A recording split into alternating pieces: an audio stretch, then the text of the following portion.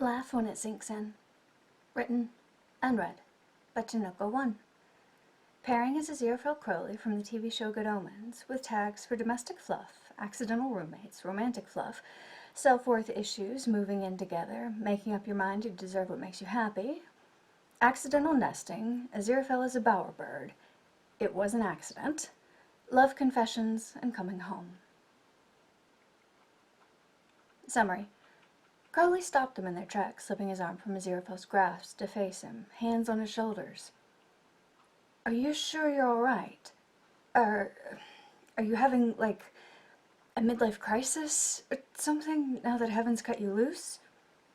You're worrying me. What's next? A cherry-red sports car?" Aziraphale reached out to pat Crowley's hand in reassurance before they started walking again. "If I'm to live here, don't you think it's time I actually settled, like I live here?" Notes. Title is lyrics from a song by Hosier.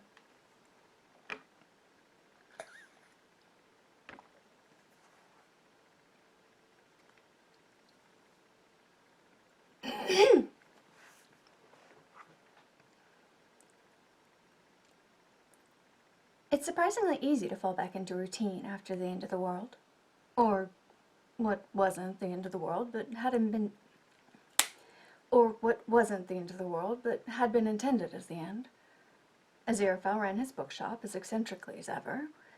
Crowley did, well, whatever it was Crowley did when they were together. Met with his accountant about his numerous investments, or something. A nightclub he owned. He also owned a strip club, or brothel. Aziraphale had never been quite sure, and he thought Crowley did that intentionally. He had yet another business at the docks, which Aziraphale was fairly sure involved being the head of a crime syndicate. Something, temptation and vice, something. Crowley had always been vague when he talked about it. Aziraphale was sure it was because Crowley knew Aziraphale didn't get... Crowley had always been vague when he talked about it. Aziraphale wasn't sure if it was because Crowley knew Aziraphale didn't get the ins and outs of business and investments, or because he knew Aziraphale would undoubtedly disapprove. Aziraphale didn't understand business. He knew how to run his bookshop and keep his accounting up to date and pay all of his bills on time, and that suited him. Whereas Crowley thought in grand landscapes, Aziraphale liked to keep his world much smaller. Granted, Aziraphale had his own accountant who handled his investments and finances. Someone had to, what with the change of hands from one generation to the next, the need to constantly maintain and update Aziraphale's paperwork and identification, and false identities he needed through the years. His accountant knew what Aziraphale was, which was why the firm went to the lengths they did to make sure he got to keep living in London and maintain ownership of his bookshop without problems. Aziraphale could miracle away any issues he might run into, but he liked to try to keep things as above board as possible, even when it took a little, creative engineering. Point was, life continued. Pretty much exactly as it had before, which was enough to have both of them wary and suspicious. Crowley was already on the bus when Aziraphale boarded it. He was seated at the back of the mostly unoccupied vehicle, long limbs sprawled haphazardly as he busied himself scrolling through his phone. Aziraphale didn't look at him as he took a seat on the row before him and opened his novel, head bowed but eyes flicking over the different faces. "Well, any sightings?" Aziraphale asked in a hush. "Nah, nothing," Crowley answered. "Neither hide nor hair." "And you still haven't received any, orders?" "Afraid not," he answered. "Not that I ever got too many. Mostly left me to my own, and I send in the reports and paperwork." "You?" Mouth twisted, Aziraphale stared at the words on the page without seeing them. "Same." He opened his mouth and closed it, face scrunching. "What do you think it means?" There was silence for a long time behind him. "I don't know," Crowley finally admitted with a heavy sigh. "I honestly don't know." They met for breakfast. It was a simple little It was a simple little cafe, quaint and charming, with an outdoor balcony so they could easily enjoy. It was a simple little cafe, quaint and charming, with an outdoor balcony so they could enjoy the sunshine brightening their day. They'd spent time together outdoors, of course, but one couldn't really explain away sitting at the same table as a coincidence.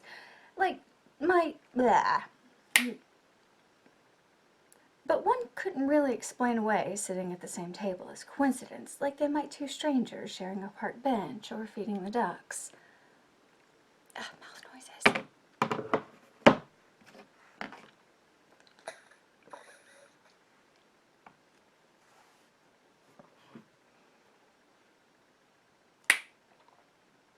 Still nothing? Aziraphale questioned, adding strawberry preserves to his croissant as Crowley sipped his coffee. To the casual onlooker, they would have thought Aziraphale focused on his breakfast instead of checking dark corners and reflective surfaces to assess their surroundings. He may have looked like a humble bookshop owner, but he had been a soldier of heaven for longer than Earth had existed, had been part of more wars than he could keep up with, both human and celestial, as a soldier, spy, priest, or healer. Nothing, Angel. The sun was just bright enough to make his serpentine eyes visible as he flicked a furtive glance around. He'd been in his nearly words. He'd been in nearly as many wars as Aziraphale, but as spy and assassin more often than not. No orders, no check-ins, no threats. Do you think they're biding their time? The suspicious part of me wants to say so, yeah. Crowley said. But the logical part of me thinks maybe they cut their losses and moved on. Tea poised to his lips. Aziraphale paused, head tilting. What does that mean? It means they scratched us from the books. Terminated. No longer employed. Don't let the door hit you or the dog should have bit you. He lowered his tea, frown deepening. Don't let the... Oh, I see. Yes. He dropped his gaze, contemplative. But we've never not had orders. Crowley reached across the table to pluck a strawberry from Aziraphale's plate. That's called freedom, Angel. Biting his lip, he finally looked at Crowley head-on rather than stealing glances. It doesn't feel like freedom. It feels like Noah's Ark once the rain stopped. What now? He nodded. What now?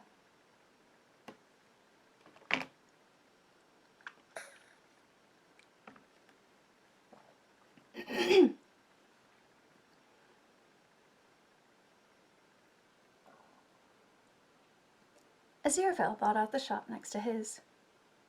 What's all this? Crowley questioned as he came by the shop early one morning. Workmen were everywhere, and Aziraphale was stressed and hovering. Though he'd moved all of his books and things out of potential harm's way, it was still extremely stressful to have so many people intentionally wreaking a sort of havoc on his shop and his nerves. Well, if we're not receiving orders, I thought perhaps it wise to, Aziraphale gestured distractedly, a waggle of fingers and glance toward the register. Enjoy things, as it were. Settle. Crowley's gaze drifted over the shelves, now missing their usual clutter of books. I thought you were pretty well settled before. Well, yes, but... Oh, how to explain?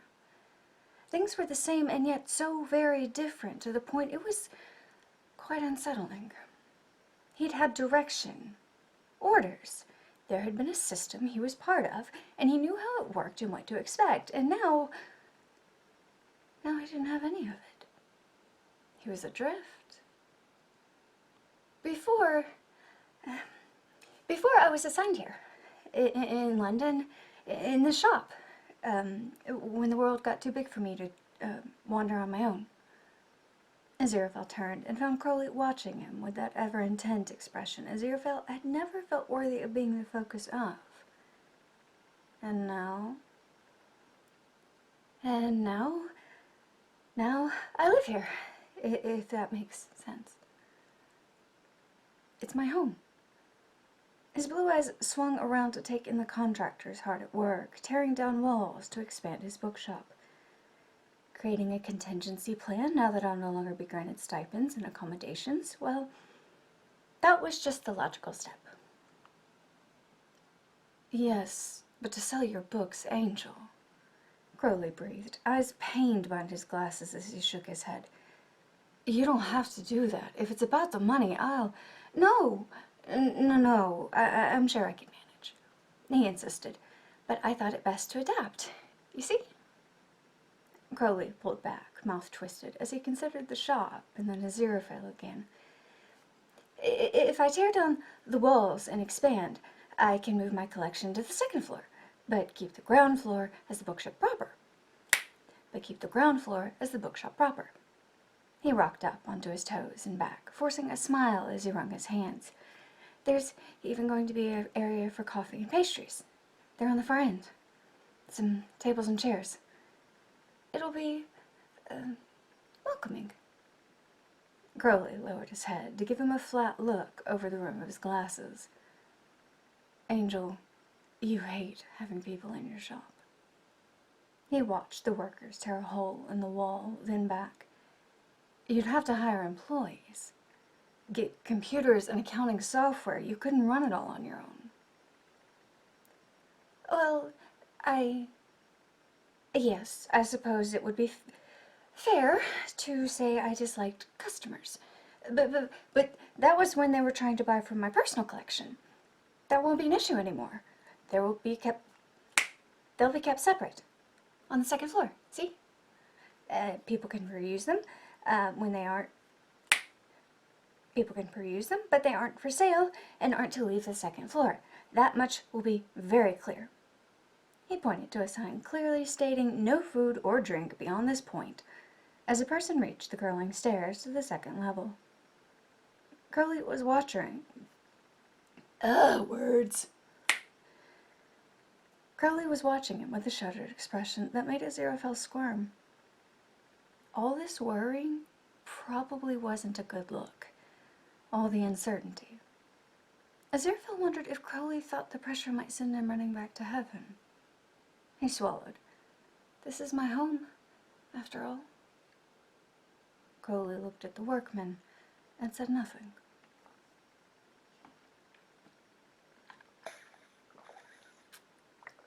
My throat hurts. I'll be glad when I feel better.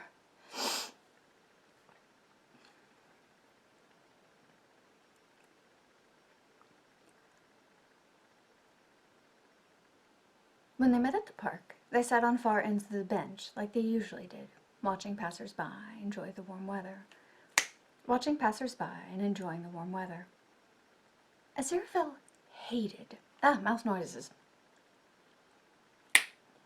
Aziraphale hated when they lapsed into silence.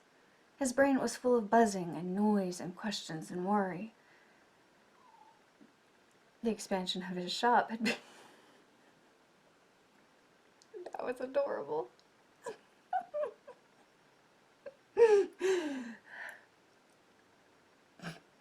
I have a sleeping cat. Where was I? The expansion of his shop had been a much-needed distraction. It wasn't that Aziraphale was afraid. Well, he was. Naturally.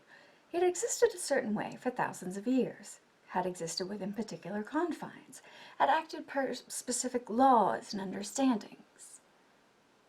Now everything was different. Except for how it wasn't. He and Crowley still met at their usual spots, still ended up in the back room drinking in the evening until it got unreasonably late. Aziraphale maintained distance, kept looking over his shoulder, worrying about them being seen together, about the danger it would put them in, what his superiors would say if they found out.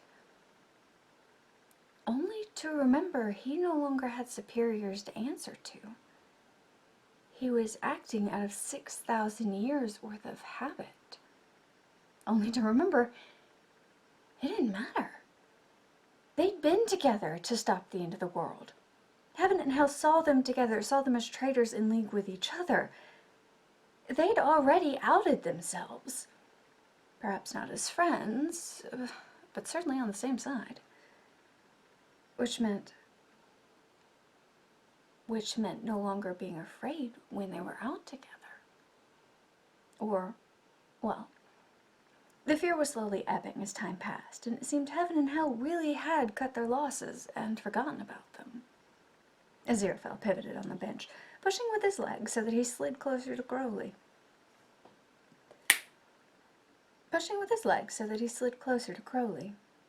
The demon startled and jerked, pulling back the arm that had been stretched across the bench and leaning away from the sudden, excited invasion of personal space. "Do you know, my dear?" Aziraphale began. "Do you know, my dear?" Aziraphale began, clapping his palms together as he smiled. "I think you might be right." "About what?" "Heaven and hell cutting their losses.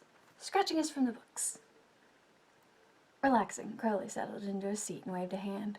"We're free agents, Angel." Aziraphale twisted, hands clasped in his lap.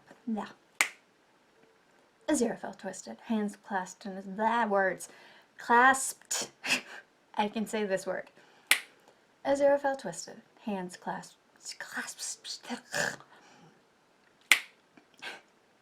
Aziraphale twisted, hands clasped in his lap as he fidgeted with the gold ring around his pinky. "Well, not agents." Crowley had a moment of being unsure what to do with his limbs, what with Aziraphale now sitting right beside him. Carefully, cautiously, he put his arm back as it had been, now stretched behind Aziraphale's back. When Aziraphale turned to smile at him, Crowley jerked his arm away, like a teen on his first date. "We would just be free," Aziraphale said. "What?" "We're not free agents," he clarified.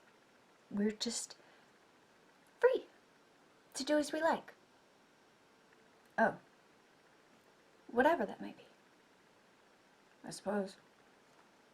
A beat passed, and Aziraphale turned to sit straight again, hands folded in his lap, and a pleased sort of smile on his face. Crowley blew out a breath and let his arm rest across the bench, arm warm against...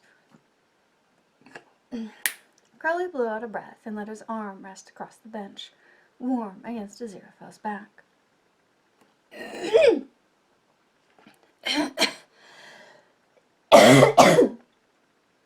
I'll be glad when I feel better.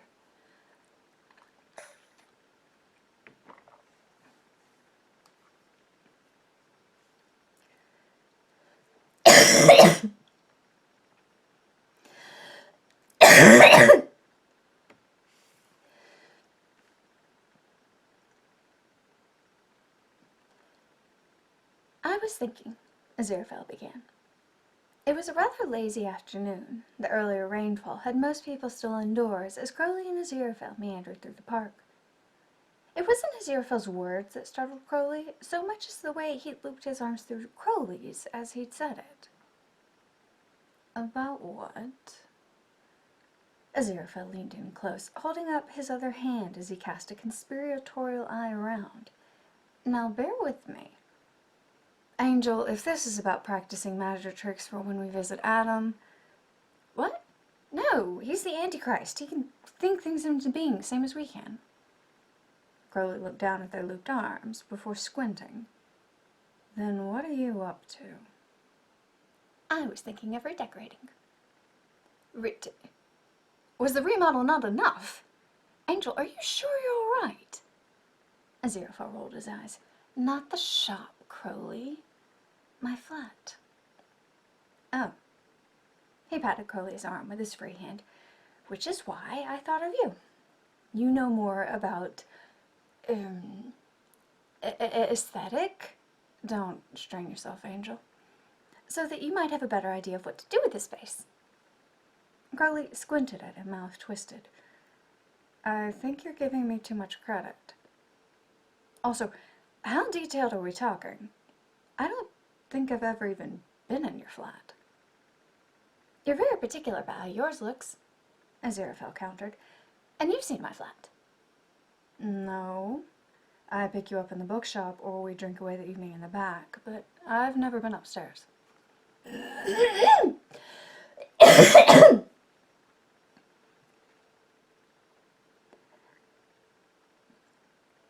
Well, it's nothing special. He made a face, arm still looped through Crowley's, but bringing his other arm up to hold onto his sleeve. It's, rather, sparse, actually. I don't use it much, or at all, which is what made me think of it. He turned pleading eyes on Crowley. Oh, please, won't you help? I want to do this right, but I have no inclination where to start. You're the one with a bedroom and sleep habits and furniture. Crowley squawked. What? You don't have any of that? Well, no. Decorating and furnishing it was just sort of an afterthought since I never used the space. But now you actually want to use it and live there. Yes. While having turned the shop into a proper bookshop. Going native, I believe is the phrase. Crowley stopped them in their tracks, slipping his arm from Aziraphale's grasp to turn and face him, hands on his shoulders and studying his face. Are you sure you're all right? Are you having, like, a midlife crisis or something now that Heaven's got you loose? You're worrying me. What's next? A cherry red sports car? Aziraphale reached up to pat Crowley's hand in reassurance before they began walking again. If I'm to live here, don't you think it's time I actually settled like I live here? Crowley's mouth twisted before he shrugged and spun back around, hands in the pockets of his jeans and sauntering. If you insist, and it can't be that bad, you're probably just not giving yourself enough credit. I stand corrected, Crowley said, voice flat and brows raised. Angel, why didn't you tell me I needed to stage an intervention? Aziraphale wrung his hands and cast his gaze around the kitchen and living room. The wood floors were unpolished and warped. There was a random couch Aziraphale couldn't remember. The wood floors were unpolished and warped. There was a random couch that Aziraphale couldn't remember.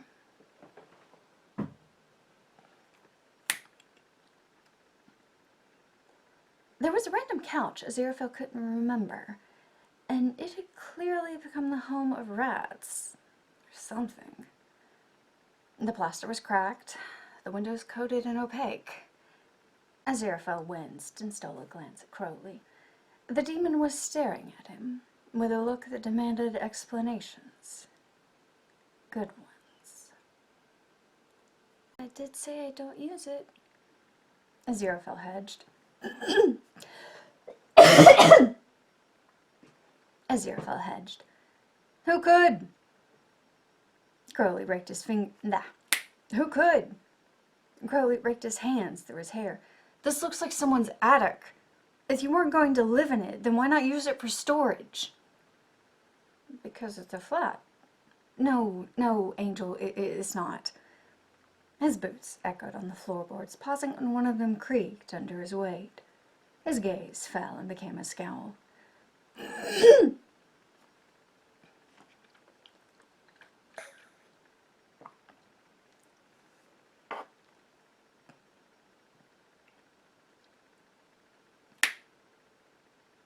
His gaze fell and became a scowl.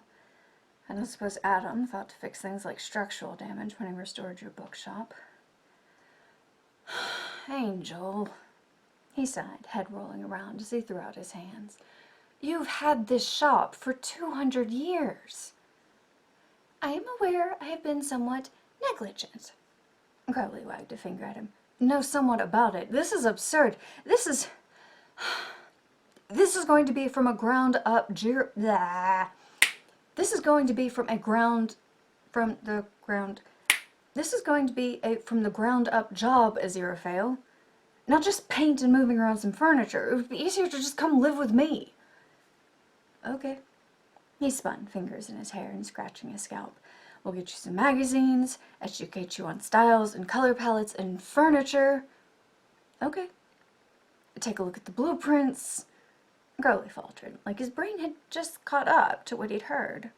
He whipped his head around. What was that? I said okay. Two. Aziraphale swept his gaze around with a nervous laugh and rubbed at his arm. Is it staying with you while we get this sorted? If you don't mind the company. Crowley blinked. I'll manage. I didn't mean for this to be such an inconvenience. It's not. A silence settled, both of them watching the other, and trying to read the things they weren't saying. The fear hit the angel like a hard punch to the gut, leaving him with a distinct impulse to gasp for air like he couldn't breathe. It was too big and too risky. Aziraphale backpedaled. I mean, I don't actually need to stay over. I can continue on in the shop, as I have been, and I can hire contractors. With his sunglasses on, Aziraphale couldn't read Crowley's expression, but he felt the demon studying him, felt his scales tilted, forcing a decision. And then Crowley was all lithe, sensuous movements again, hand waving dismissively. Don't be daft. Don't be daft. Of course you're going to come stay with me. I'm pretty sure I have a guest room. And if I don't, I'll just make you one. And if not, I'll just make you one. Get you used to living in a flat like a normal person. I can drop you off in the mornings, pick you up for dinner. I'll buy you some magazines and introduce you to one of those home improvement channels. But first... He spun on his heel and snapped his fingers like... He spun on his heels with a snap of fingers like a whiplash. Oi! Floor structure! You first. You are not falling on my head again, and I will not have Aziraphale falling through. Get your shit together. There will be no sag or rot. Are we clear? No? Nothing? Fine. Burning enough wasn't enough for you. You want a second go? I will hire contractors to gut you! The whole building creaked and straightened to attention around them. Crowley smiled. The whole building creaked and straightened to attention around them. Crowley smiled. There we go.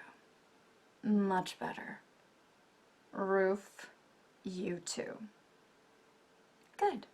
I hate repeating myself. Ugh, that couch. Ugh, back to hell where you came from. Beelzebub, thanks for your service. Back to hell where you came from. Beelzebub, thanks you for your service. The windows. Aziraphale, the windows! He mourned. Movement exaggerated as he turned to Aziraphale, looking pained.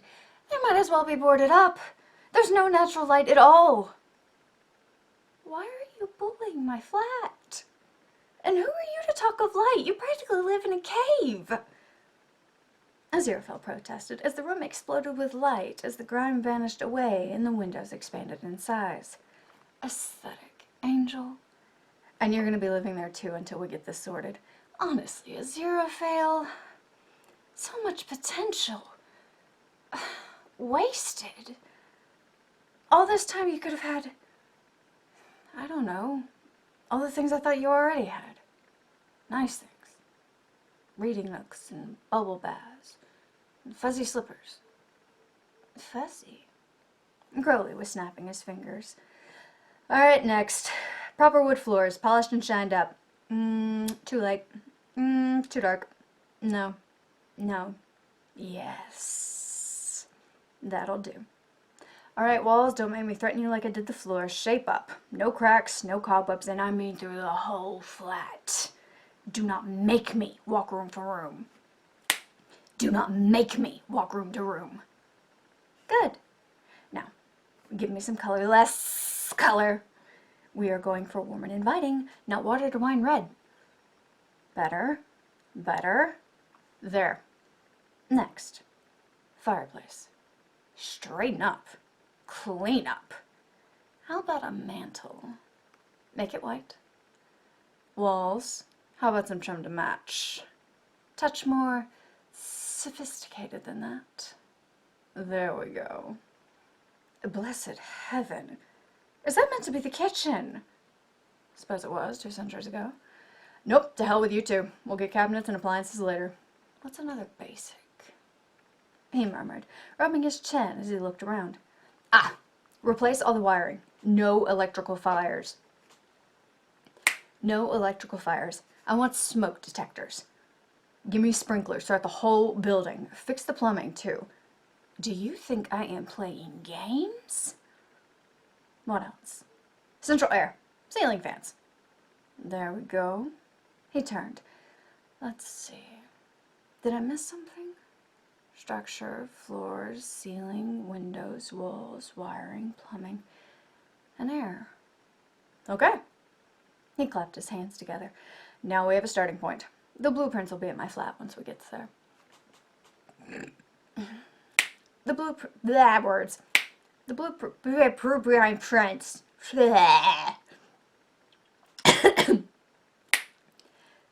will be at my flat once we get there. The blueprints will be at my flat once we get there. Once we get there. The blueprints will be at my flat once we get there. Aziraphale blinked in awe as he looked around the wholly transformed place. Ah! Reading when you don't feel good is not smart.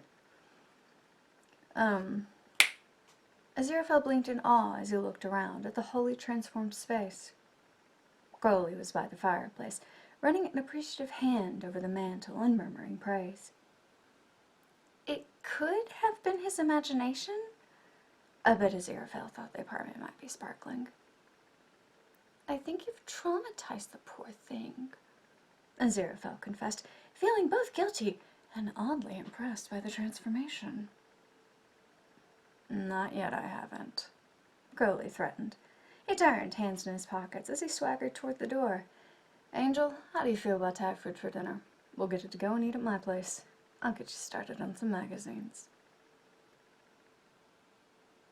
The coffee table was littered with cartons and plates, glasses of wine, and a half-empty wine bottle. Crowley had gotten up, restless in that way of his, to wander around the back of the couch, arms folded as he leaned to peer over Aziraphale's shoulder as the angel flipped through the interior design magazine. Brow furrowed, Aziraphale made an unhappy, frustrated noise. This is all just complicated and overwhelming. How am I to decide? Oh, I like this room, but not that sofa. I don't like this room, but I like that chair. This throws a nice color. Oh, well, this whole room's an abomination. Kill it with fire.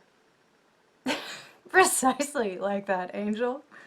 He laughed, moving to clap Aziraphale's shoulder and catching himself, snatching his fingers away. He stopped when Aziraphale's hand shot out, fingers curling around Crowley's hand. Aziraphale twisted to look up at him. Though he tried, he couldn't see past his reflection in Crowley's sunglasses. What if I don't like what I pick? Then we change it. Pick something else. Aziraphale softened his grip, but didn't let go. You can't just do that with furniture and other home things. The corner of Crowley's mouth crooked up in the barest smile, and he shifted, turning his hand so he could wrap his fingers around Aziraphale's wrist. Yeah, you can, Angel. Just like I did earlier. Keep changing it until you get what you want. Whatever makes you happy. Aziraphale opened his mouth to protest, and Crowley held up an index finger.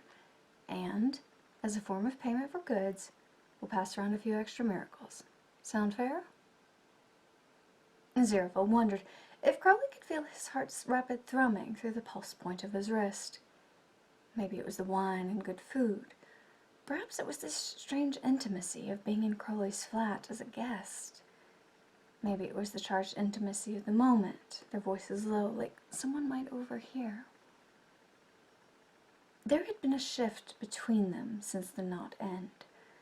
It had been slower and more tentative than Aziraphale expected. Or, well, Aziraphale had changed. He wasn't hyper-vigilant when they were out together. Didn't have to be afraid that someone might see them and jump to entirely right conclusions. They were excommunicated. No one was watching them. If he wanted to stop fighting the gravitational pull that had seemed to be drawing them back together, kept them circling each other, he could. Aziraphale had once worried his touch might burn Crowley. There was so much propaganda between their two sides. It was hard to know what was fact and what was conjecture, because no one really knew. After the fall, it wasn't like the two sides were talking, comparing differences and changes. The rebellion had happened. Angels took up arms against one another. The host of heaven became two opposing sides. And when it was all said and done, a third of the angels were cast out, and both demons and hell were created. A line had been drawn in the sand. Them and us. And the two sides being locked in eternal conflict had become a self-fulfilling prophecy. They fought because they were supposed to. But things were different on Earth. It was an isolated world where Crowley and Aziraphale could just be. Finally, free of war and expectations and orders you were meant to follow without knowing who gave them or why. And that's called freedom, Angel. Aziraphale squeezed Crowley's hand, a painful buildup of fondness and hope threatening to break free of his ribs and overflow. That sounds... Yes. Crowley's smile became more pronounced before he pulled away, fingers slipping from Aziraphale's. He came around the couch and began clearing away their mess from dinner. Aziraphale sat forward. "Oh, let me." Crowley flicked him a glance over his glasses, eyes crinkling at the corners with a smile. Aziraphale really wished he would take them off. Not that he thought about it. Aziraphale realized Crowley usually only removed them once he'd consumed an exorbitant amount of alcohol, and they were both well and truly drunk. Frowning, Aziraphale considered him. Why would Crowley hide from Aziraphale? The demon was grinning. "Don't worry about it, Angel. You've got a much bigger job to worry with." He teased, straightening with cartons and plates. "More wine? Or would you like some tea?" "Tea would be lovely." Aziraphale sighed, pulling free a sticky page marker and pressing it to the glossy magazine page.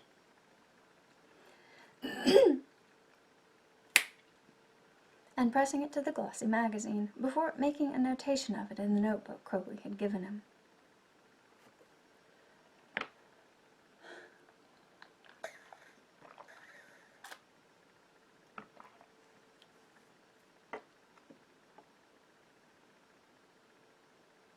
They were having breakfast at a cafe again. This time because they could, rather than a test of boundaries. Crowley had never liked food as much as Aziraphale, but for some reason, the demon never minded eating something if he stole it from Aziraphale's plate. Like it was a game they'd been playing since the first time they'd shared a meal together. "Dear, why don't you order some of your own if you're hungry?" Aziraphale chuckled as Crowley leaned back, biting into a strawberry and looking self-satisfied. "Nah," he drawled. "It's more fun this way, Angel. Makes them sweeter." "You can't steal what's gladly offered." "You can't steal what's gladly offered," Aziraphale chided, snapping his fingers to make more fruit appear. Examining a strawberry like it was a jewel rather than a fruit, Crowley mused. Those more creative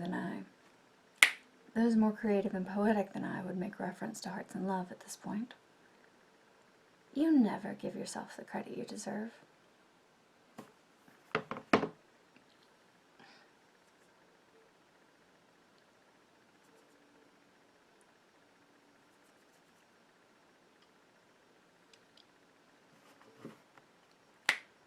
You never give yourself the credit you deserve. Scoffing, Crowley brought the berry to his lips as he drawled, "You're the bookworm, Angel. I'm just a serpent." Wily old serpent. I think you're masterfully creative and poetic. Crowley sucked strawberry juice from the pads of his fingertips and waggled his eyebrows. Perhaps that's just a clever deception on my part. Crowley, Aziraphale sighed, one brow sweeping up as he fixed him with a look. I have known you for 6,000 years.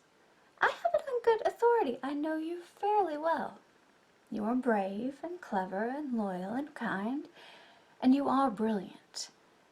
But I don't think even you could carry on a deception for that long. Aziraphale laced his fingers and rested his chin on them, fondness seeping into his voice and softening his smile. And while you may lie to your bosses, and even yourself, I see the many facets of you. I don't understand why you can't, or won't, see them too. You'd think, Crowley murmured, gazed remote and cast off to the side. We do lie to ourselves, don't we? Aziraphale watched as one of Crowley's masks fall into place as he straightened, leaning forward to swipe another strawberry. I mean, if I was playing a long game, who's to say I didn't get confused on what game it was after a while? Playing in the dark, cards too close, not close enough, misunderstanding the rules, or they keep changing, thinking I was laying out my cards, only to realize I was the only one playing. He sighed, heavy and exhausted, as he slouched in his seat. I'm tired just thinking about it. He frowned contemplatively at the berry. What's it called when you risk it all, but there are no stakes or prizes? A fool's game?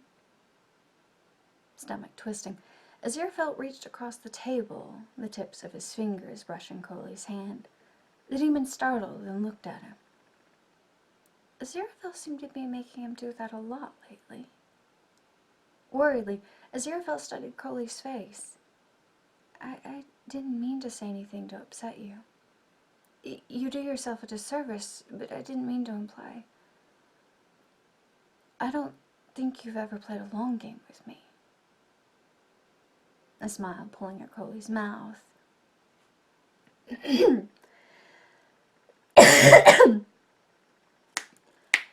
A smile pulled at Crowley's mouth, and he turned over his hand, capturing Aziraphale's fingers. There was enough morning sun to make Crowley's resigned ochre eyes. I can never remember how to say that. There was enough morning sun to make Crowley's resigned ochre eyes visible behind his shades as he lifted Aziraphale's hand, pressed his lips to his knuckles. Not one I could ever hope to win, at least. The sun was warm, the sky a robin's egg blue, with only a scattering of clouds. Crowley was stretched out on his back on the checked blanket, hands behind his head. The wicker basket Aziraphale had prepared sat between them, a bottle of wine peeking out, and a lavish array of sandwiches, fresh bread, cheese, clusters of grapes, chocolate-covered strawberries and chocolate-covered strawberries and pretzel sticks, and truffles all neatly arranged on trays and platters. Aziraphale lay on his stomach with several interior design magazines, a notebook, and the blueprints to his flat spread out. He had an electronic tablet of Crowley's own design, some one-of-a-kind device that sounded exorbitantly expensive and could even work underwater. It wasn't human in origin, not with the way Aziraphale was able to add images from the magazine to the device's screen with little more than intent and a wave of his hand. He was able to move and organize them just as quickly, a few swipes and taps with responsiveness that seemed almost intuitive.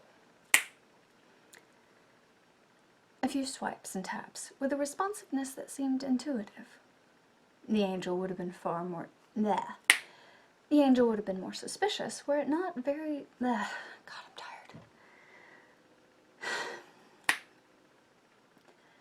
The angel would have been more suspicious were it not so very like Crowley. Further, the device was proving overwhelmingly helpful organizing Aziraphale's thoughts and ideas. I like this, Crowley announced, holding a cluster of grapes over his mouth and plucking them free with his teeth. The black grapes are especially sweet, Aziraphale agreed with a smile, watching mesmerized as Crowley's lips parted, the tip of his tongue visible in anticipation of the sweet fruit he lowered into his mouth. Realizing he was staring, Aziraphale blushed and jerked his gaze away, giving his tablet his undivided attention. "I'm sure it would make a lovely wine," he stammered, a face flaming hot. Crowley gave a dramatic eye roll, twisting and pushing up onto his elbow. "Not the grapes, Angel." "Well, yes, all right, the grapes, but I meant more." He made a broad, sweeping gesture as he struggled to find the words. "All of it. Taking a drive, coming away out here, the basket and lunch, and the, I don't know, picturesque nature of the moment." There was pink to his cheeks, glasses having slipped down his nose just enough to allow him to meet Aziraphale's gaze over the rim. "This, here, with you. We've never gotten to do this before."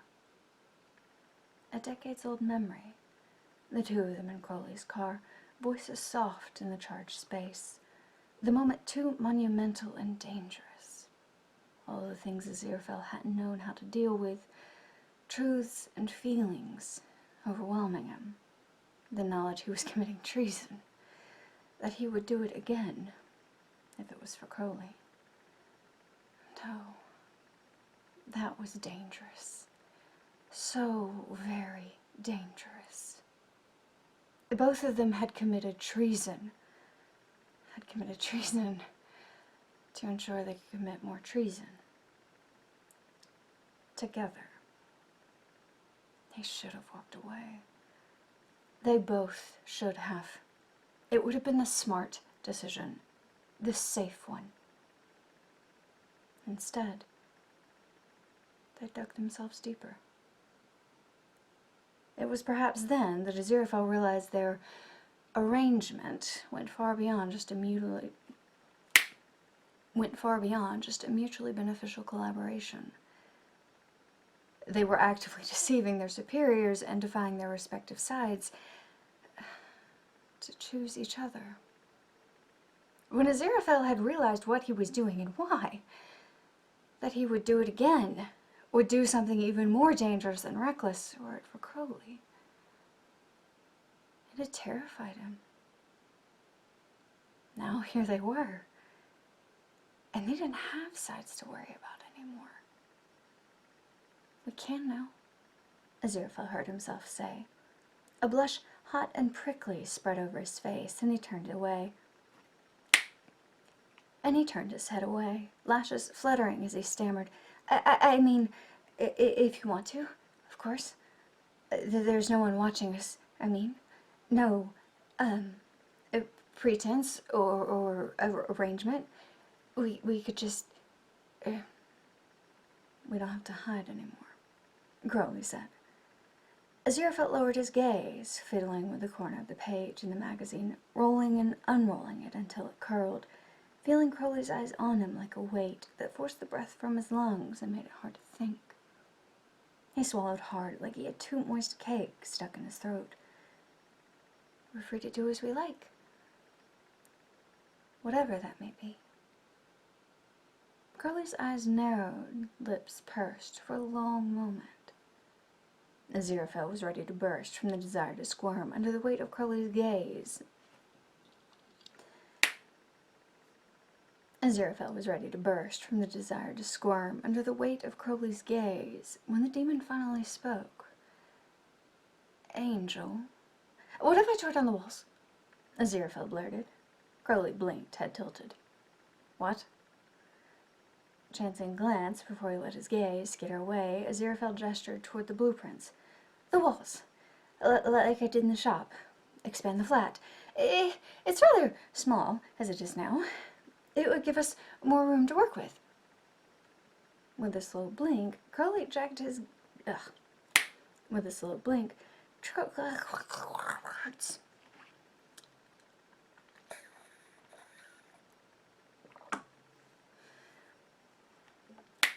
With a slow blink, Crowley dragged his gaze from Aziraphale to consider the blueprints. He was quiet for a long moment, and Aziraphale didn't think Crowley was actually looking at the designs.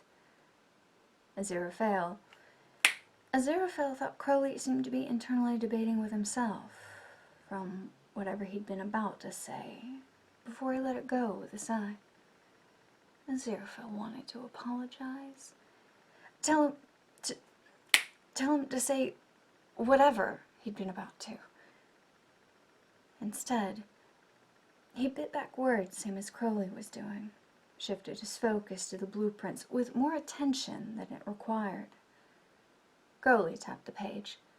Aren't there offices there now? Where the previous owner did bookkeeping and what have you? Yes. Crowley squinted at him. Then aren't you going to need that space for your business office as well? No, because I can turn the back room into an office and do any bookkeeping from there. Then where are we going to drink? A surprised laugh burst out of Aziraphale, and he clapped his hand over his mouth. I'm sorry! That wasn't at you. I mean, it was, but I just... It's become such a habit for us, hasn't it? Drinks in the back room, I mean. Even before the bookshop, there was in the back room of pubs and taverns and inns. I'd have a flat. You could just come upstairs. Crowley's mouth twisted and jaw jutted to one side as he murmured, Take me back to yours, that will be fine. Take me back to yours, that will be fine. I'm sorry? And Crowley shook himself, settling back with grapes to his lips. Nothing, Angel, just thinking. He plucked one free. If you have the space, I would definitely use it. Live comfortably. Bigger kitchen, bigger bathroom, bigger bed. Bigger bed. A smirk, impish and teasing, pulled at the corner of Aziraphale's mouth, and he slid Crowley a sidelong look. Now, why does that sound like you're leading me to temptation? Crowley spluttered, laughed, and then choked on a grape, jerking to lean on his elbow as he struggled to cough and laugh at the same time. Aziraphale snapped his fingers with a grimace. Sorry. Crowley sucked in a sharp breath of air before grinning and looking at him over his glasses. If you want me dead, Aziraphale, there are better ways. The angel's expression darkened, toned flat and dripping venom. Oh, above and below will rue the day I ever lose you. Crowley's smile fell off, jaw flat. Crowley's smile fell off, jaw slack. Aziraphale straightened and stammered. I just mean, apologies. I didn't expect my temptation joke to, well, leave me gasping. Just so. The grin Crowley gave him was slow and crooked. I wasn't trying to tempt you, Angel. I'd love nothing more than to spoil you, but... He shrugged, lazy and careless, before setting the grapes aside and laying down with his hands behind his head. Heaven is an empty, pristine and pristine showroom floor, sterile as an operating room. Hell is a cramped, filthy basement, with questionable puddles and a rat infestation. You deserve a place of comfort, a refuge you want to come back to.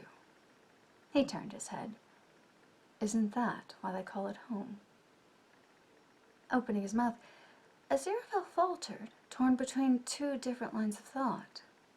He looked down at the magazine, the modern Victorian style on a monochrome palette. It wasn't just... Having a place to lay your head at night wasn't enough to make it home, he wanted to say. It depended on what the person used the space for, if they saw it as home. Crowley's flat. It didn't feel like a home. He didn't think Crowley saw it that way. His flat was where he went when he wasn't working or with Aziraphale. It was full of empty space. Not just for the aesthetic, minimalism or whatever they were calling it. It was a negative space seemed to throw a spotlight on what wasn't there. It felt like a waiting room, a space between spaces. And biting his bottom lip, Aziraphale ran his fingers over the pages of the magazine. What would it take for Crowley to settle and consider a place home? Wow, Angel. Aziraphale turned, a brilliant smile illuminating his features as Crowley's appreciative eyes swept over Aziraphale's flat. The L-shaped kitchen was to the right, the white cabinets installed and stainless steel appliances in place. There was a large island that acted as both counter space and table, with a granite surface and bar stools on two sides. The living room had inset bookshelves on either side of the fireplace, and more in the wall where the living room met with the kitchen. There was an exceptionally cozy window reading nook that cast the room in a cheerful natural light. He didn't have any furniture or decorations yet, but the promise of what it could be gleamed all around them.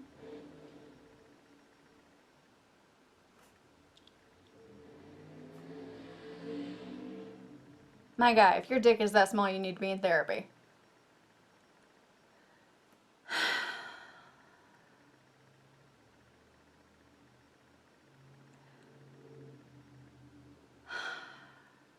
Men.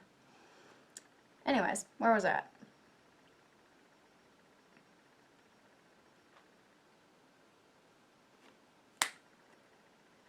Moving day already? Crowley asked, brows high in surprise, like he just remembered an appointment he had to keep. Not as of yet, no. Not as of just yet, no. A grin split Crowley's features. Better not be. I'm not prepared. I'd brought wine, flowers, a housewarming present. Oh, scoffed Aziraphale with a dismissive wave as he looked away, embarrassed and delighted. That's unnecessary. Crowley pointed to the doors to the bathroom and bedroom. Crowley pointed to the doors to the bathroom and bedroom. May I?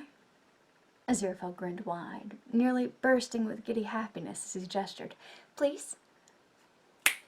Please. He didn't know if Crowley would notice how much influence he'd had over the decisions regarding the flat. The emphasis that the space be both cozy and welcoming, the high ceilings and natural lighting, the white trim and gray walls. But Aziraphale hoped he would like it. Crowley slipped into the bathroom. Aziraphale sunk his teeth into his bottom lip, blushing and squirming. Crowley's various exclamations of surprise and delight were like a sound beacon giving away his location as he made his way through the space. A balcony? Oh, Angel, I am very impressed. Before he emerged, grinning from the bedroom. Mirroring grin in place, Aziraphale rubbed his thumb into the palm of his hand, practically vibrating with excitement. Well, Crowley lowered his glasses as he spun to take it all in again.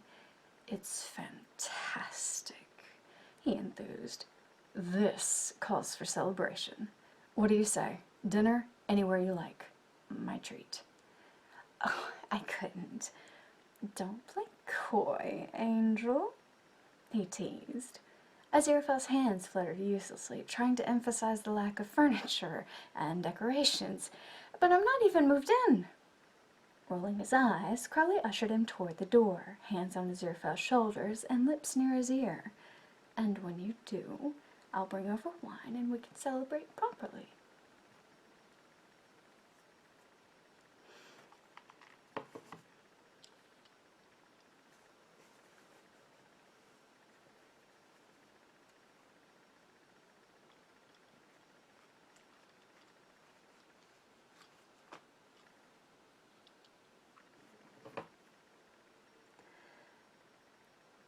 So, when exactly is the... Crowley faltered, mouth open, and words lost somewhere on his tongue. Or maybe in his wine glass, given the dirty look he gave it. Given the look he gave it, as though it had said something rude. Aziraphale had tucked his feet beneath him as he pulled the soft buttercream-colored throw off the back of the couch and settled further into the corner of the expensive sectional sofa. The black leather was so soft, Aziraphale was convinced inhuman forces were to blame. Or credit, really.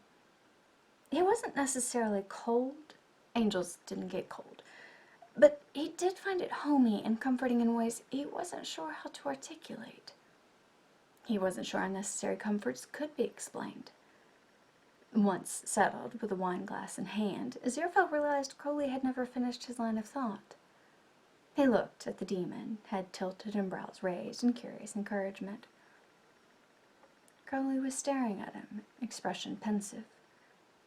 It was the look he got when he was lost in thought, when he was questioning something. Aziraphale wondered if questions counted as prayers. Humans did it all the time, one-sided communication with God, hoping for a response, or guidance, or understanding. What were such thoughts if not questions you wanted answered? And who else but God to answer them? What's the matter, Crowley? The demon turned his head, the light catching on his glasses as he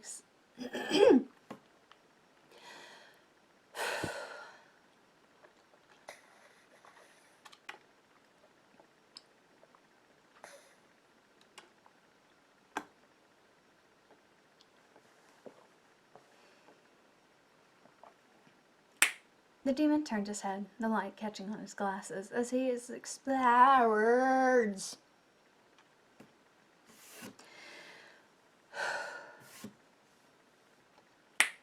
The demon turned his head, the light catching on his glasses, as his expression slammed shut. Nothing's the matter. He set aside his wine glass to get another slice of pizza from the box. Then what are you thinking? Aziraphale pressed. He wanted to ask why Crowley was wearing his glasses inside the flat. When did he take them off? Why did Crowley only take them off around Aziraphale when they were both several bottles into a case of wine? What did Crowley see when he looked in the mirror? How was it different from what Aziraphale saw when he looked at him? Instead, he said, You didn't finish what you were saying, and then you had a look like you were thinking about something else, and none too pleased with whatever it was. Crowley gave the pizza slice more attention than it warranted. Just a thought, Angel. Don't worry about it. I'd still like to hear it, Aziraphale encouraged. If you want to tell me. There was a pause, Crowley twisting his mouth, before he dismissed the offer with a shake of his head. Don't worry about it, he insisted. Can I ask you something, then?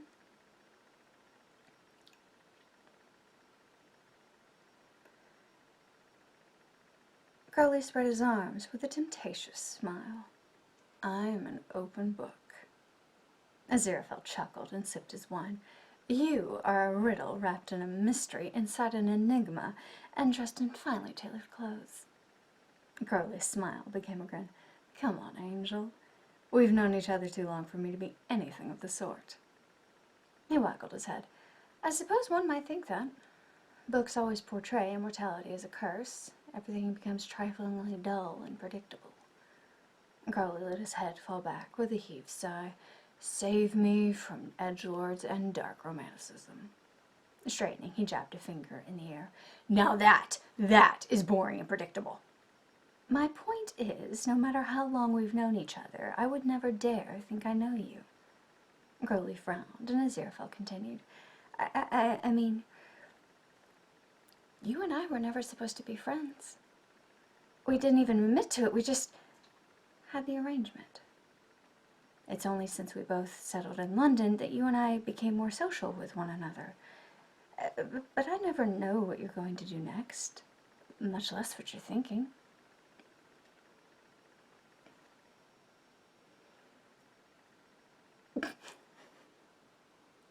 That does not look comfortable.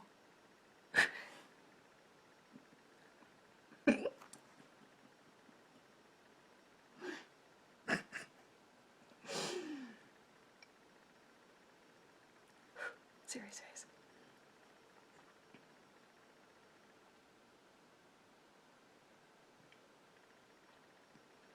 Crowley retrieved...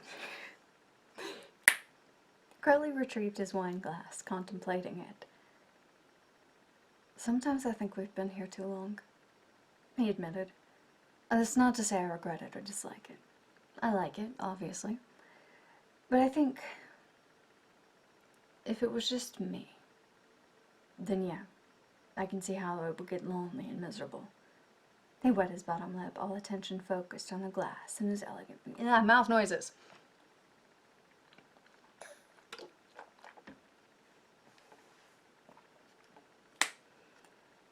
But I think if it was just me, then yeah, I can see how that would get lonely and miserable. He wet his bottom lip, all attention focused on the glass and his elegant fingers. But I've got you. Somehow that makes all the difference. Even when the world has been miserably dull. The 14th century? Dear somebody, Crowley exclaimed, clenching a fist. I will never know torture worse than living through that century. Aziraphale chuckled, faltering when he felt the weight of Crowley's gaze on him. Their eyes met, and Aziraphale saw his throat bob. Unless, maybe,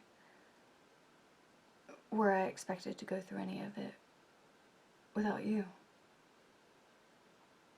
Aziraphale lowered his glass, brow furrowing and stomach coiling inside him. Is that what's bothering you? Afraid heaven or hell will eventually come after one of us? Me? Crowley turned his head away. Just being morose because you brought it up. Lonely immortality. You and I both know hell's much more likely to come after me. I think it's easier for both sides to just take a page from the Almighty's book, toss us out, and never look back. But that's my point, Aziraphale insisted, empty wine glass set aside and hands folded in his lap. I don't know that. What you think, I mean. And we've known each other for a long time, but there are things you do. I don't understand. Then ask. He shrugged. Aziraphale waited, watching him with consternation as he tried to puzzle through the moment. Their shared history was an accumulation of so much. Time and memories and newfound understandings. Right alongside all the good, there had been a growing mountain of questions and confusion and doubt.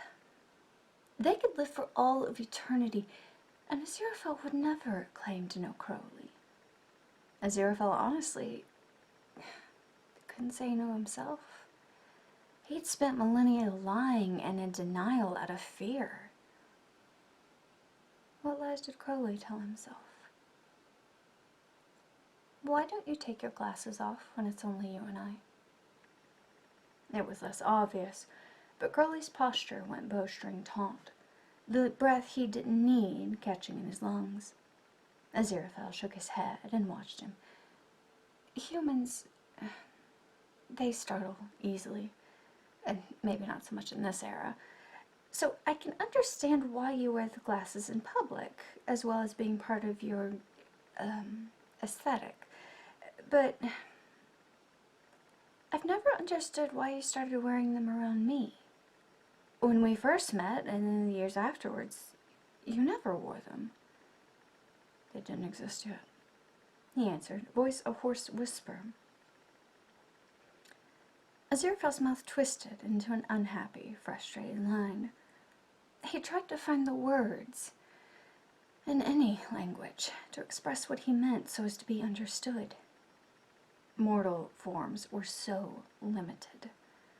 Were he and Crowley roaming free in the cosmos in their true forms, this would not be nearly so clumsy and ham-handed.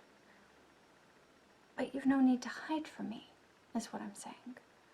He clarified, slow and purposeful, eyes locked on Crowley's face. Arm sliding off the back of the couch, Crowley slowly reached for his glasses. The soft tremor of his hand didn't miss Aziraphale's notice.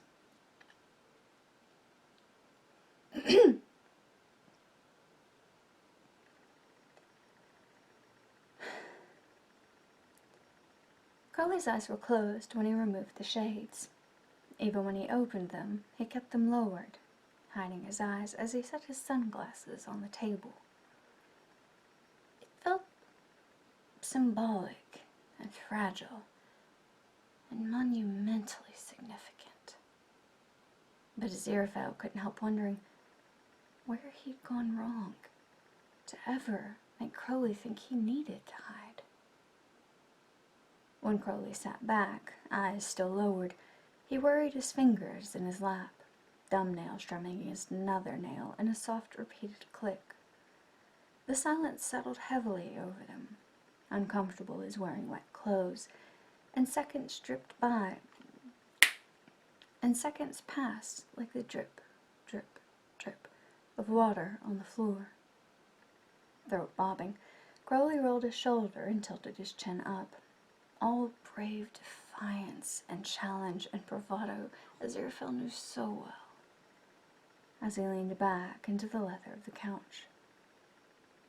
There's a difference in seeing someone and being seen, Crowley said.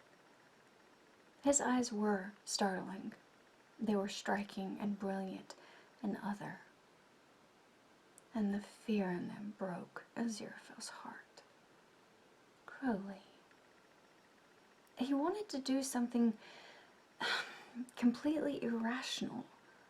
Wanted to cross the space and crawl into Crowley's lap to hug him, to hold on with everything he had, willing Crowley to understand him. In their true forms he could. Even in this form, had he permission, he could share with Crowley all the things he felt. The fondness that was squeezing his lungs. The fondness that was squeezing his lungs so tight he couldn't breathe. The way seeing Crowley through the millennia brightened Aziraphale's world, and how much he looked forward to the next time they met passed like ships in the night, fleeting and too brief. How, when the world was ending, Aziraphale didn't want to save it for books and restaurants and trivial things that were forever changing. He hadn't wanted to lose Crowley. Their friendship, walking the earth together as they had from the beginning, just two celestial bodies caught by gravity to orbit each other. Aziraphale couldn't say that, though. He didn't know how. The words couldn't find their way to his tongue. "There's no need to hide from me," he said again, shaking his head to emphasize the words. Language was so limited and crippling. "There's never been a reason to hide from me." "Why would you? I am not God that you should hide your nakedness and shame, Crowley. I have seen you from the beginning and love you all the same." Crowley drew in and let out a shaky breath as he dragged his gaze away out the window. "Yes, I forgot. Angels. Hardwired to love everything, whether they want to or not. Silly me." A muscle in Crowley's jaw ticked, and Aziraphale set aside his wine and tossed off the blanket. I think he finished his wine a second ago.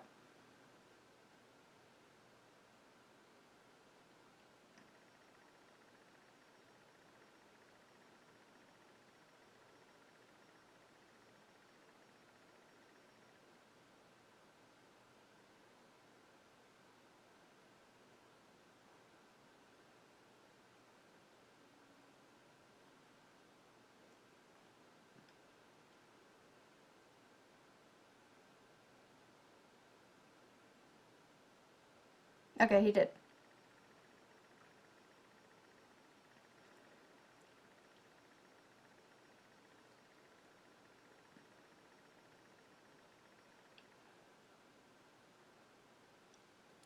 Okay. A muscle in Crowley's jaw ticked, and Aziraphale tossed off the blanket. Crowley blinked, jerking and leaning back when Aziraphale sat beside him on his knees and facing the demon. "What?" Aziraphale took his face in his hands and held him there, He made Crowley look at him, made him stay still and be seen. The hands that curled around Aziraphale's wrists shook. Studying his features, Aziraphale traced the pad of his thumb under Crowley's eye. Studying his features, Aziraphale traced the pad of his thumb under Crowley's eye, bold and striking as the demon himself. Crowley, no matter what propaganda we were told, you know we have free will. You and I are proof of that. Angelic indifference and even disdain for Earth and humanity are proof of that. He smiled, heart aching with all the love and adoration and sadness he didn't know what to do with. I love you because I have spent 6,000 years walking the earth with you, you silly serpent. I love you because you're you. It's why we became friends to begin with. Crowley shut his eyes, brow furrowed and tormented. Aziraphale, I'm a demon.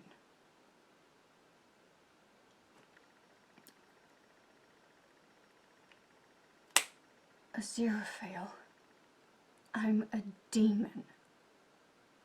Like that was all that mattered. Like it was a soul-defining descriptor. As though he were a one-dimensional creation whose actions would forever make him unworthy of anything worth having, like love and friendship and redemption. Aziraphale leaned forward, resting their foreheads together. And? Crowley spluttered a laugh, and though his eyes were dry, the sound was wet with unshed tears. And, he says, like it's just that simple.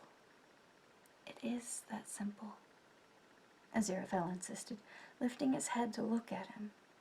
Crowley's dark lashes parted, this time meeting Aziraphale's eyes with something like relief and hope and aching.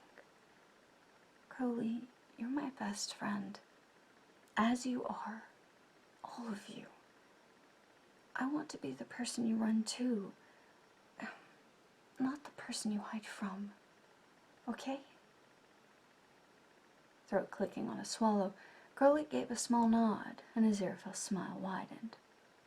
Then, because it made the most sense, he shifted and sat where he was, back against the arm of the couch, and the blanket and wine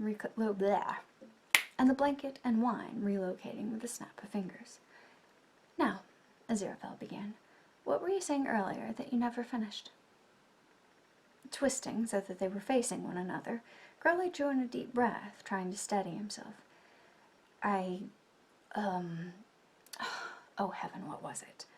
Oh, when is the official grand reopening of the shop? Also, when is moving day? The grand reopening was chaos, much to Aziraphale's dismay and Crowley's hissing delight. All of Aziraphale's years of having odd hours, chasing people off, refusing to sell any of the books in his bookshop, had only managed to create a reputation of mystery and magic that had people flocking to the bookshop in droves. Gone were the enchantments for musty odors and dampness, the pressing sense customers needed to be elsewhere. Instead, the shop smelled like new books, and old ones, of potential and adventure and history and magic. It smelled like coffee and freshly baked pastries, like the flowers Crowley had showed up with that morning and put in a vase by the cash wrap. It had been to Aziraphale's extreme dismay he'd had to remodel the store to incorporate. It had been to Aziraphale's extreme dismay he'd have to. It had been to Aziraphale's extreme dismay he'd had to remodel the store to incorporate a proper cash wrap and registers. Further, they'd had to install computers, which Aziraphale was none too skilled with and had yet to learn, making him utterly reliant on his new staff to handle sales. Crowley had momentarily considered miracling up the equivalent of Xanax for angels, if angels could molt from stress. he thought Aziraphale might. Instead, Aziraphale had flitted about the first floor, and even the second, helping customers find books and recommendations, steadily keeping up a bright smile as he talked to the throngs of people who kept coming in waves. Crowley stayed the entire day, tucked away in a corner, sipping coffee and offering Aziraphale an encouraging smile and thumbs up when the angel's wide eyes swept the shop until they found him. Each time, the tightness building in Aziraphale's chest would loosen, and he would heave a relieved sigh. Smiling in return, grateful beyond words he wasn't alone.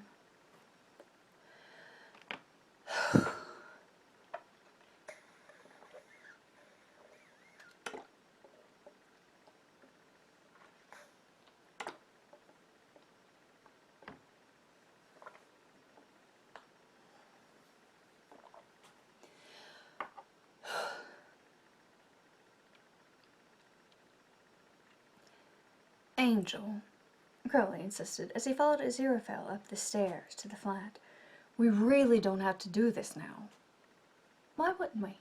Aziraphale asked, glancing over his shoulder. Crowley's glasses had slipped down his nose, making his eyes wide.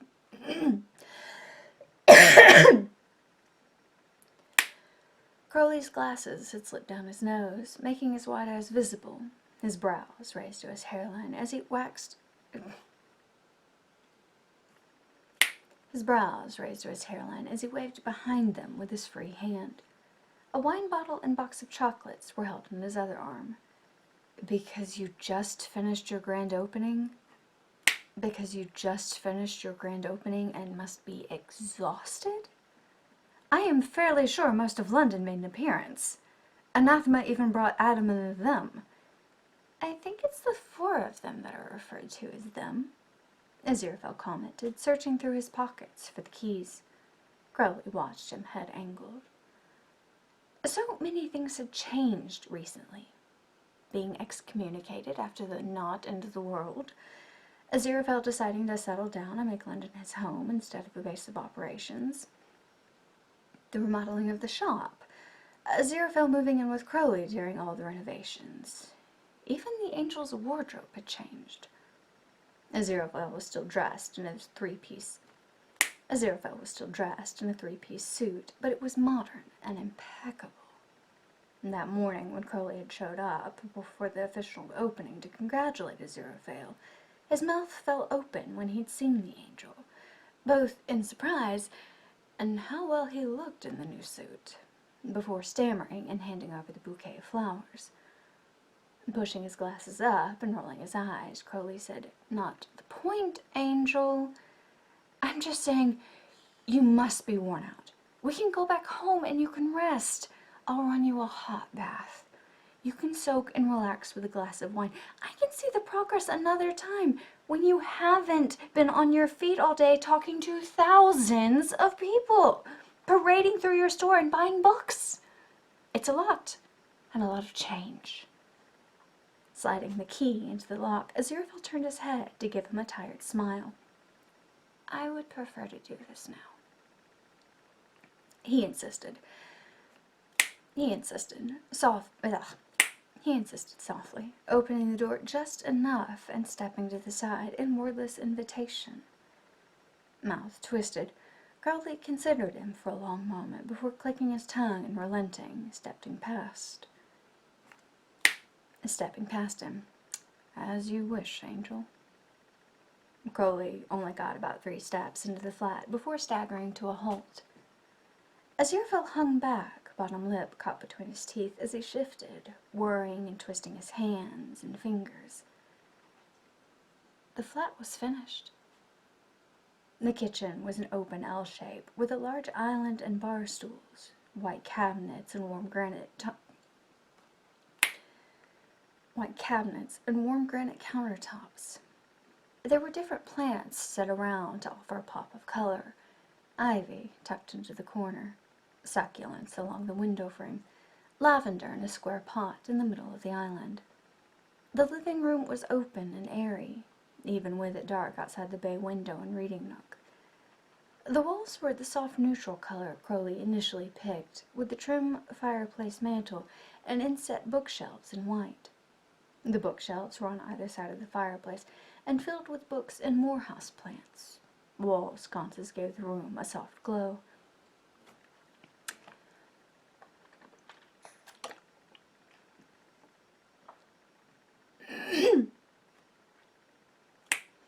There was a sectional sofa identical to Crowley's, and an overstuffed armchair and ottoman were placed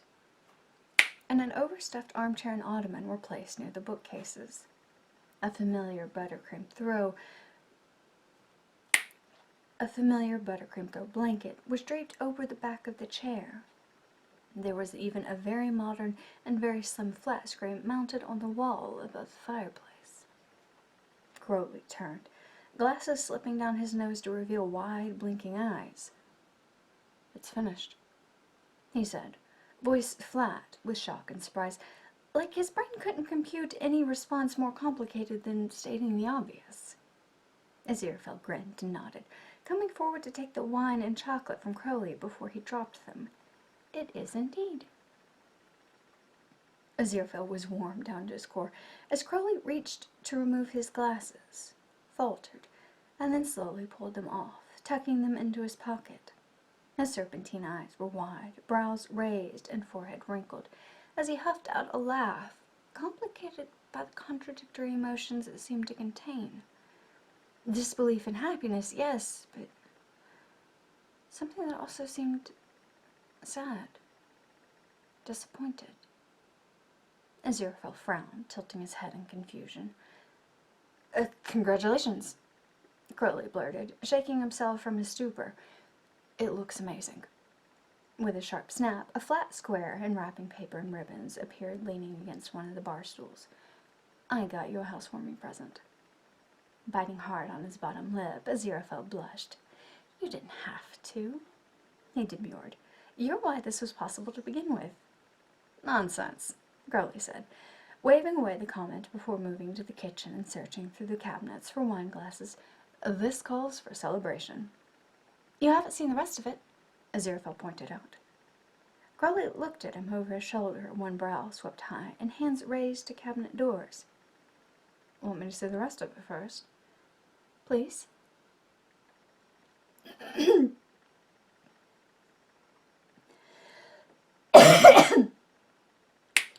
"Please." His hands fell away, and he turned with a nod, movements lacking their usual swagger. "All right, then. Lead the way, Angel." Cheeks bunched and rosy, Aziraphale shook his head and gestured. "Oh, no, please. After you." He followed Crowley into the bathroom, fidgeting as his nerves and stomach wound and twisted around like coiling snakes. Crowley let out a low whistle, gaze sweeping over the Greywood's wallpaper and the glass shower, the couple's vanity and mirrors, and the large bathtub one could just sink into or sit back and read. Aziraphale was looking forward to many hot baths in his future.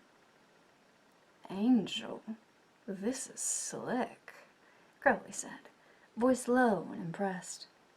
He opened the door connecting the bedroom and bathroom via a hallway with a door to a walk-in closet on either side.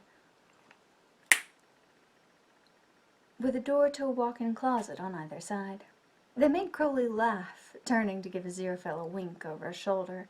"A little bit much for one person who always wears the same thing, Angel. Points for style, though." Not meeting his eye, Aziraphale shrugged and rubbed at his arm. "I thought it perhaps time for a change from the way things have always been." "Gonna start collecting clothes like you do books?" Aziraphale quirked a brow and bit back a smile. "Not so much." When they stepped into the bedroom, Crowley let out a breath of sound, eyes widening as they swept over the open space, the white trim paired with gray walls and darker gray curtains. There was a velvet chaise lounge, the color of charcoal in the corner, accented with cream-colored throw pillows with black designs. The snow-white down comforter and pillows contrasted sharply with the large bed's black tufted headboard, matching nightstands, and the leather bench at the foot. There was a white area rug for another splash of color contrast. It was too dark to see, but on the balcony there were flower boxes and a table with 2 chairs, perfect for breakfast or late-night cocoa. Crowley turned, wide-eyed and slack-jawed, to stare dumbfounded at Aziraphale. Face pink, Aziraphale bit hard on his bottom lip, trying, and failing miserably, to hide the giddy and pleased grin spreading across his features. He pointed to the door leading out to the central part of the flat again. "Shall we go open that wine now?" he asked, turning and opening the door. "All this time!" Crowley exclaimed, following after him. "All this time you've been holding out on me! You've got style and taste and an eye for aesthetics, Angel! All this time you've been living out of a cluttered bookshop and wearing clothes that have lived longer than most people!" He snapped his fingers, and the bottle of wine on the counter became 3, wine glasses and corkscrew appearing at the ready. "This definitely calls for a celebration." Aziraphale gave him a shy and pleased smile over his shoulder as he set about opening the first bottle. "So you like it, then?" Pulling back one of the bar stool chairs, Crowley plopped himself into it, all long limbs and pointy angles. "Like it?" He splayed a hand to his chest. "Someone as my witness, I am thoroughly impressed." Crowley grinned, accepting the glass of wine Aziraphale held out before tapping his foot against the wrapped gift. "Come on, open your housewarming present." "Oh, all right," Aziraphale tutted, cheeks hurting from his inability to stop smiling.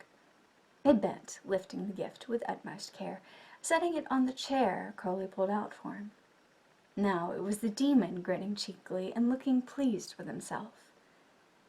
Aziraphale was extra careful as he slipped a finger between the tape and paper before he began folding it back. He squawked, head snapping in Crowley's direction. "Crowley!" The demon was beaming, all 2 white teeth and crinkles at the corners of his eyes. "Do you like it?" "Please tell me you did not steal a Van Gogh for my housewarming present!" Crowley hissed giggles into his wine glass, and Aziraphale continued removing the paper from almond blossoms before standing back to admire it. "Oh, it is lovely, isn't it? I always did love his work. See, look, I even restored the original pigmentation." Although he tried, Aziraphale's disapproving look held too much fondness to be convincing. "You cannot go around stealing priceless paintings." "Oh, they won't even notice." "As a housewarming present, Crowley." "Not just any housewarming present. And I wouldn't do this for just anybody." He sat back, elbow over the back of his chair, and looking far too pleased and painfully fond. "Honestly, Angel, the things you drive me to do. Oh, how you tempt me to sin." "I did no such thing." Crowley wagged a finger at him. No, you did. You always do. Who's the tempter now, "Silly old serpent," muttered Aziraphale, smile at the corner of his mouth, and 6,000 years' worth of fondness in his voice. Mouth twisted, Crowley pointed to him. "You know, you say that with the exact same inflection one might expect of Christopher Robin and silly old bear. I'm honestly not sure how offended I should be." Aziraphale's smile grew. "I'm not an imaginary friend, you know. Or, if I am, we should probably both seek extreme levels of counseling. Perhaps lessen our alcoholic intake. The hallucinations are just too real. The hallucinations are just too realistic." Aziraphale slid him a look. "If you were imaginary, you wouldn't have gotten all the accommodations you have. I never would have defied heaven, and I certainly wouldn't be holding a stolen Van Gogh."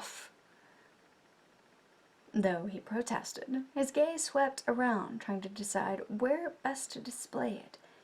"And how can you possibly think the museum won't notice if one of their pieces goes missing?" "Because I replaced it with an exact replica. because I replaced it with an exact replica no one would be able to tell is a fake. Or, well, not fake, but a copy. Aziraphale carried it toward the bedroom and decided that yes, it would look lovely displayed there. And with a snap, it was. He came back, pouring himself a glass of wine and taking the seat next to Crowley. Then why not give me the copy instead of stealing a painting? Aziraphale, I am wounded, Crowley exclaimed, hand to his chest. That you don't think yourself worthy of committing grand larceny for. Love yourself as I do, Angel. As you love yourself, or as you love me? Crowley's. That you don't think yourself worthy of committing grand larceny for. Love yourself as I do, Angel. As you love yourself, or as you love me? Crowley spluttered, blushing and stammering. Aziraphale chuckled. Set yourself up for that one. See, I learn. That you do, Crowley agreed, twisting to take in the flat again. Honestly, Aziraphale, what you've done with this place is remarkable, especially never having a place of your own before. You've managed to balance airy and cozy and stylish. This is something I'd like to come home to. Then why don't you? He shrugged, resettling. You know, I do things on whims based on the current fashion. Got an interior designer and let them go to town. Call it aesthetic. Leaning, Crowley placed his elbow on the granite countertop, chin in hand. I think it's a bit of a bad habit, actually. Aziraphale tilted his head and Crowley gestured with his wine glass. Well, when you settled in London, the head office was still sending me all over. My flat here was like having a room anywhere else when on assignments. Some near 6,000 years worth of constantly being on the move, or rolling into town for a week only to be expected to be in another country by dawn, or that you might get assigned somewhere else and I was prepared to find myself there as well. I guess I never really settled or treated London like it was my home any more than you did. My flat's always been an in-between place, not a home. He looked around. Not like this. Then why not make it home?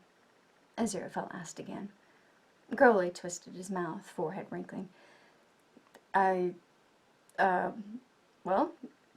I guess I could, but now that you've got me thinking about it. His eyes met Aziraphale's and he spluttered a laugh. I admit I don't actually much like the place. Cheeks rosy with a heat that had nothing to do with the alcohol, Aziraphale set aside his wine before folding his hands in his lap, gaze downcast. He bit his lip and tried to slow the rapid pounding and fluttering of his heart. Honestly, the things it was doing inside his chest probably ought to be worrying, or would be if he was human. It was worrying as a celestial being. You misunderstand, Aziraphale hedged. Oh God, this should have been easier, he thought. He was reasonably sure of the outcome, but that didn't make this small bit of doubt swell like a pufferfish in his throat. Crowley raised his brows in question. Aziraphale flushed darker, stealing a shy glance before his gaze skittered off. Why not make this your home? Here, he swallowed. With me. There was a pregnant silence, and in his peripheral, Aziraphale could see Crowley straighten. The demon's lips were parted, brows nearly meeting his hairline as he just stared. Oh God. Perhaps Aziraphale had misread them. Or maybe, what had once been there, or he thought was there, had long since passed. Maybe Crowley only... But it's a flat for one, Crowley rasped, jerking Aziraphale's blue eyes to his face. Slowly, Aziraphale shook his head. All of it is meant for two, he said carefully, thinking of the couple's vanity in the bathroom, the separate closets, The size of the bathtub and shower, the bed, the plants. Aziraphale didn't know if it was better or worse that Crowley wasn't wearing his sunglasses. He couldn't tell if the fear clear on the demon's face was caused by what Aziraphale was revealing, or because Crowley didn't know how to gently turn Aziraphale down. The angel swallowed and tried to smile, but it was fragile and filled with a dreadful sense of having made a huge misstep. No way out but through, he supposed. We're finally free to do as we like. And I want to be the one you run to, Crowley. I want to be home for you. Throat bobbing, Crowley pushed himself out of his seat, flamp-peated. Throat bobbing, Crowley pushed himself out of his seat, feet planted and posture straight. Aziraphale held his breath. It felt like his heart did too, going still in his chest for a second that stretched into eternity. Angel? Crowley opened his mouth, faltered, and then tried again in a raw whisper. Can I kiss you? Oh, I wish you would, Aziraphale confessed. Crowley needed no more encouragement than that, surging forward, hands cupping Aziraphale's face, and then sliding his fingers into his hair as he brought their mouths together, the kiss closed-lipped and trembling. Aziraphale curled a hand around Crowley's hip, the other sliding around to press into his back, the slightest pressure to assure Crowley he was right where Aziraphale wanted him. Crowley drew his breath away.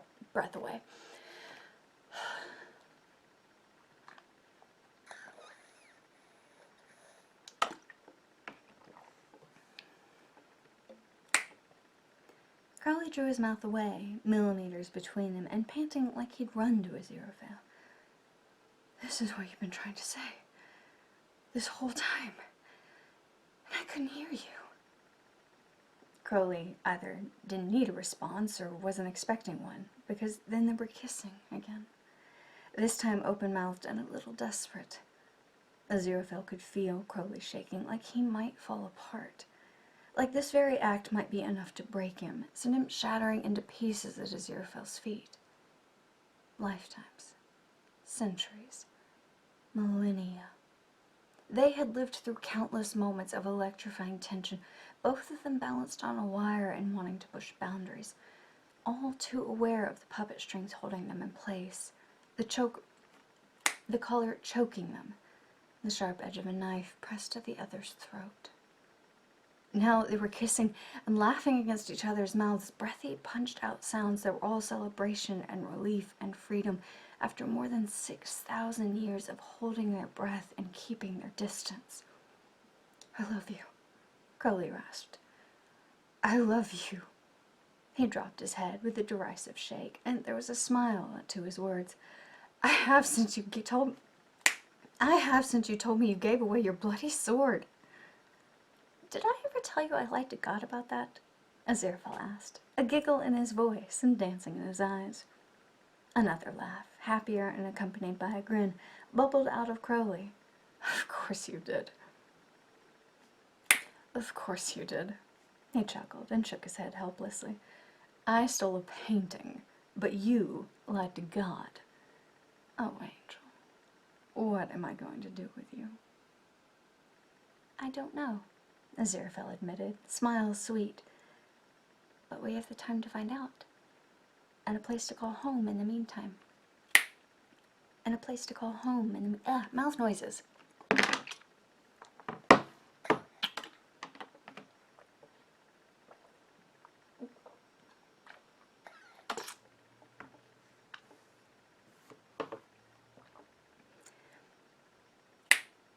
And a place to call home in the meantime. Oh, Angel, Crowley breathed, lips pressing to Aziraphale's forehead before their eyes met. My home is wherever you are. And... Ooh, gummy! Deuces.